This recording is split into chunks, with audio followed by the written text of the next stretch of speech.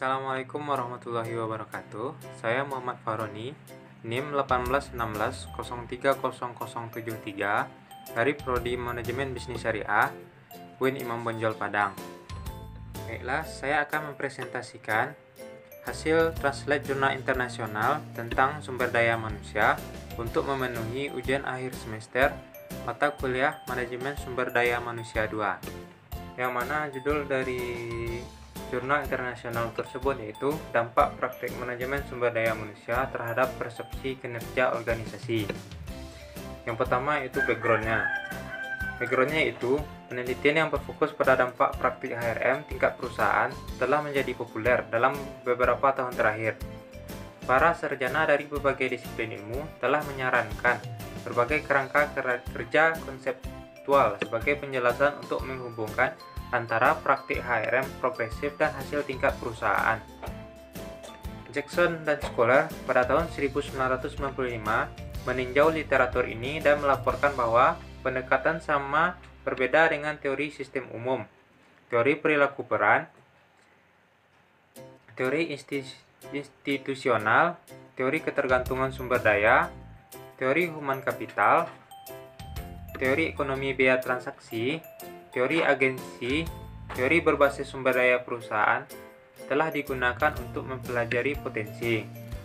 Namun, keefektifan karyawan terampil akan terbatas jika mereka tidak termotivasi untuk melakukan pekerjaan mereka.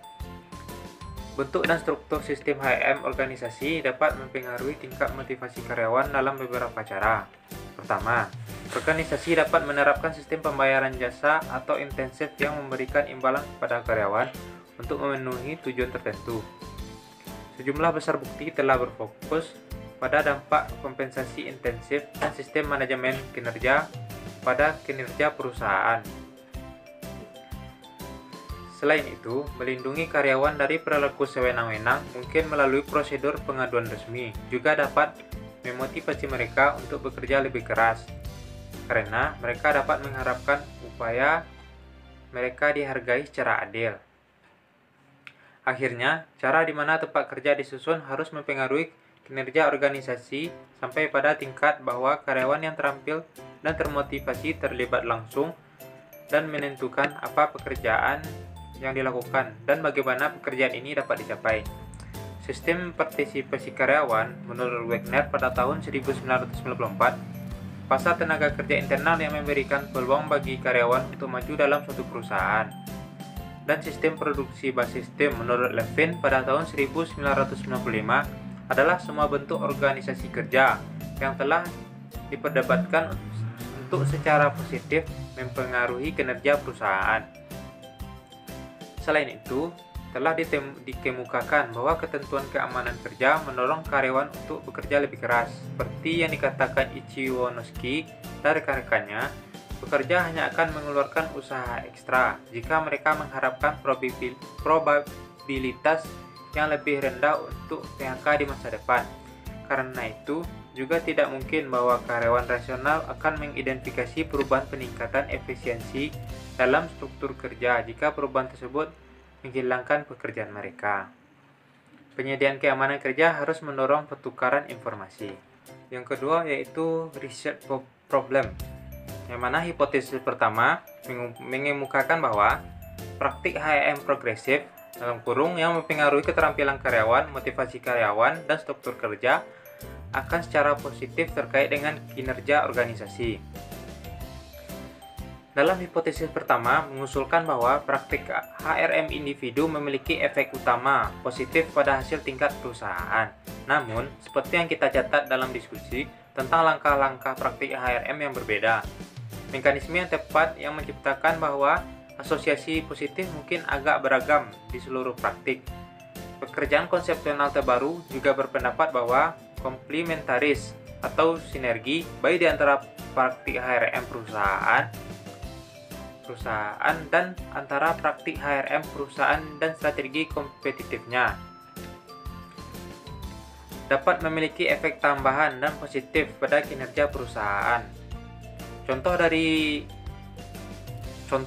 yang pertama akan menjadi peningkatan dalam pengembalian dan adopsi program pelatihan karyawan ketika itu dicocokkan dengan sistem seleksi yang ketat dan mengidentifikasi karyawan yang paling mungkin mendapat manfaat dari pelatihan. Ilustrasi yang terakhir adalah terjadinya pengembalian tingkat perusahaan tambahan ketika sistem HRM organisasi selaras dan mendukung tujuan organisasi dan strategi kompetitif. Gagasan komplement menarik secara intuitif, tetapi tidak mudah diukur. Akibatnya, pekerjaan baru-baru ini mengevaluasi konsep ini, yang mana menurut Ruselit pada tahun 1995 dan Ichwanowski pada tahun 1994 dan McDowell pada tahun 1995 telah menggunakan langkah-langkah yang berbeda dari HRM komplement. Dan hasil empiris telah dicampur, meskipun keterbatasan data mencegah dari membangun langkah-langkah saling melengkapi antara strategi organisasi dan praktik HRM. Kurangnya bukti empiris pada subjek ini mendorong untuk mengembangkan beberapa langkah kasar saling melengkapi antara praktik HRM untuk perusahaan dalam sampel ini. Dan yang mana hipotesis keduanya itu komplementaris atau sinergi antara praktik HRM progresif akan berhubungan positif dengan kinerja organisasi. Yang selanjutnya yaitu research method, yaitu data diperoleh dari National Organization Survey atau dikenal dengan NOS, dan modul khusus dari Survei Sosial Umum atau GGS yang dilakukan pada tahun 1991 dengan dukungan dari National Science Foundation. NOS mengambil sampel representatif dari perusahaan Amerika Serikat tentang struktur, konteks, dan praktik personalia, yang mana diambil dari Kalberg, Knock, Marsden, dan Spitz pada tahun 1994. Secara desain, NOS didasarkan pada sampel probabilitas nasional dari perusahaan dan organisasi di Amerika Serikat. Kerangka sampel diidentifikasi dari informasi yang diberikan oleh responden kepada GGS 1991 tentang organisasi tempat mereka bekerja, karena GGS adalah sampel peralatan nasional. Metode ini menghasilkan kerangka pengambilan sampel di mana probabilitas bahwa suatu organisasi dapat dimasukkan dalam sampel adalah proporsional dengan jumlah yang dipekerjakannya, menurut Spitz dan Roque pada tahun 1994. Prosedur ini menghasilkan kerangka sampling dari 1427 organisasi. Dari organisasi-organisasi ini dimungkinkan bagi tim peneliti untuk menghubungi 1127 atau 79% dari kerangka sampel. Organisasi-organisasi ini diminta melalui telepon untuk berpartisipasi dalam survei yang membahas karakteristik, kebijakan, dan praktik-praktik organisasi yang relevan dengan HRM. Perwakilan dari 727 organisasi atau 64,5% dari organisasi yang dapat dihubungi, 50,9% dari total kerangka sampel, menyelesaikan wawancara telepon atau survei kuesioner dengan memperhatikan industri, pekerjaan, dan ukuran pendirian. Yang mana wawancara dengan NOS ini melalui telepon berlangsung selama 42 menit. Analisis menunjukkan bahwa dengan memperhatikan industri, pekerjaan, dan ukuran pendirian, 727 organisasi adalah cukup representatif dari populasi organisasi yang ada. NOS dimaksudkan untuk sampel, menurut Spitz dan O'Rourke pada tahun 1994. Dalam analisis deskriptif umum tentang langkah-langkah yang dikumpulkan dalam NOS, Kalberg dan Moody pada tahun 1994 mencatat bahwa survei difokuskan pada rentang praktik HRM yang sempit dan sebagai hasilnya tidak sesuai untuk analisis komprehensif hubungan antara HRM dan progresif, praktik dan kinerja organisasi. Meskipun demikian, rata-rata dan korelasi zero order yang disajikan oleh Kalberg dan Moody pada tahun 1994 menyarankan beberapa asosiasi yang menjanjikan antara berbagai praktik HRM dan tindakan represepsi perseptual untuk kinerja perusahaan tunggal, mengingat masalah yang terkait dengan ukuran item tunggal kinerja dan bukti kulineri di seluruh praktik HRM dalam data NOS. Menurut Calbri dan Moody pada tahun 1994, analisis multivariat dari hubungan antara praktik HRM dan persepsi kinerja yang diperlukan telah menggambarkan ukuran dan model estimasi. Kami melaporkan hasil analisis tersebut.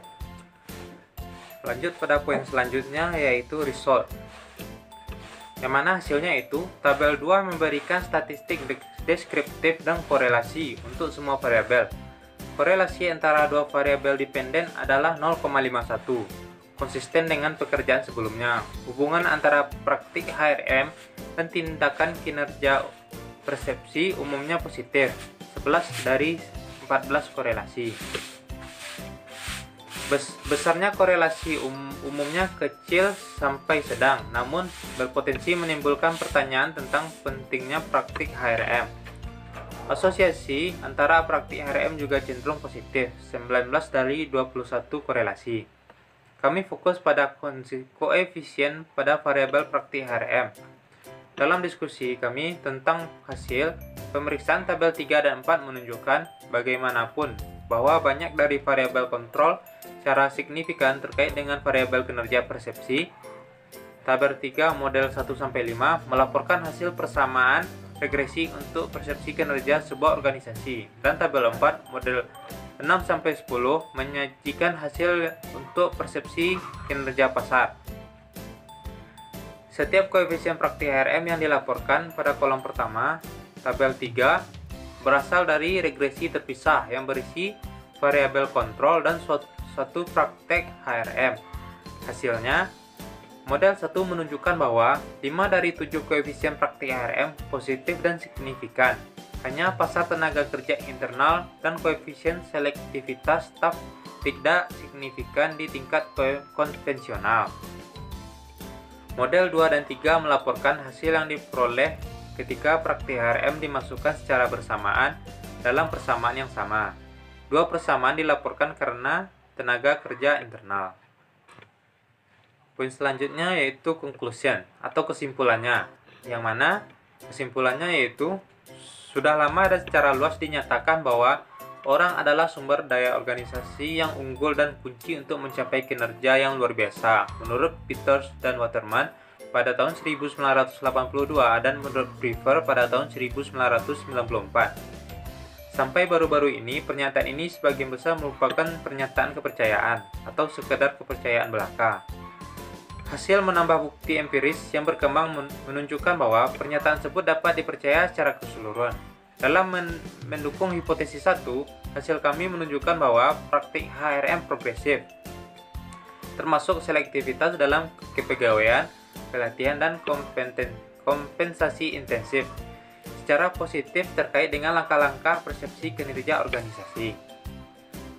Keyakinan kami pada hasil ini didukung oleh sifat NOS, yang merupakan sampel peralatan nasional dari berbagai organisasi. Lebih lanjut, hasil kami kuat untuk berbagai spesifikasi model, misalnya analisis subkelompok tersedia atas permintaan, menunjukkan bahwa efek praktik HRM progresif serupa dengan organisasi nirlaba dan non-nirlaba.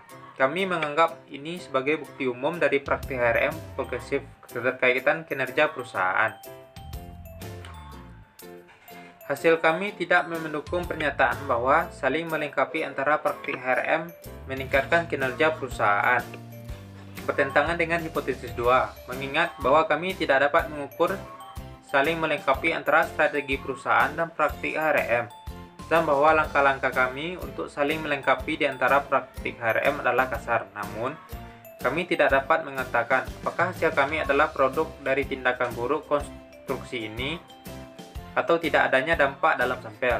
Dalam dua kasus, pengembangan HRM langkah-langkah yang dapat diandalkan dan valid dari praktiknya. HRM progresif dan saling menghasilkan dan saling melengkapi di antara praktik-praktik ini tetap menjadi masalah penting bagi para peneliti itu diatasi. Beberapa batasan menyarankan bahwa penilaian kami dipandang dengan hati-hati. Pertama, data NOS mengharuskan kami untuk mengandalkan langkah-langkah persepsi kinerja organisasi. Meskipun ukuran keuangan dan kinerja perusahaan lebih diinginkan, langkah-langkah persepsi cara teratur digunakan dalam penelitian, dan hasil kami umumnya konsisten dengan temuan penelitian yang menggunakan ukuran kinerja objektif, yang mana dikutip dari buku Huseilit pada tahun 1995. Lebih penting lagi, penggunaan langkah-langkah persepsi kinerja perusahaan memungkinkan kita untuk menilai dampak tingkat perusahaan dari praktik HRM progresif di perusahaan-perusahaan di mana langkah-langkah keuangan umumnya tidak tersedia, misalnya perusahaan nirlaba. Yang kedua yaitu langkah-langkah praktik HRM progresif yang dapat dibangun dari NOS tidak lengkap. Sebagai contoh, tingkat partisipasi karyawan, bentuk struktur sistem kompensasi intensif perusahaan, misalnya proporsi gaji yang berisiko, dan informasi yang lebih terperinci mengenai sistem manajemen kinerja masing-masing perusahaan akan memungkinkan pembangunan set yang lebih lengkap dan langkah-langkah praktik HRM. Karena tidak mungkin untuk mengukur dampak potensi dari variabel yang dihilangkan ini pada hasil, kami mengandalkan penggunaan variabel kontrol untuk meningkatkan karakteristik organisasi yang tidak terukur dan relevan. Mengingat konsistensi hasil kami dengan yang dilaporkan dalam studi yang dirancang khusus untuk menguji hubungan praktik kinerja HRM, kami tidak percaya masalah ini serius. Yang ketiga yaitu keterbatasan data NOS membatasi upaya kami untuk mengukur praktik HRM, justru menghambat upaya kami untuk membangun tindakan komplementaritas secara substansial. Memang hasil yang mengecewakan untuk pengujian saling melengkapi kami, mungkin karena keterbatasan data dan tindakan. Selanjutnya yang keempat yaitu variance model umum adalah masalah potensial setiap kali data dikumpulkan dari satu sumber. Yang kelima, ada potensi simultanitas antara praktik HRM dan persepsi kinerja organisasi dalam hasil kami. Jika lebih banyak perusahaan yang untung secara sistematis mengadopsi praktik-praktik HRM yang progresif, maka estimasi lintas seksi kami akan dilebih-lebihkan, karena tidak mungkin untuk mengkoreksi endogenitas tersebut. Variabel instrumental yang sesuai tidak tersedia. Analisis kami tidak mendukung atribusi kausal langsung.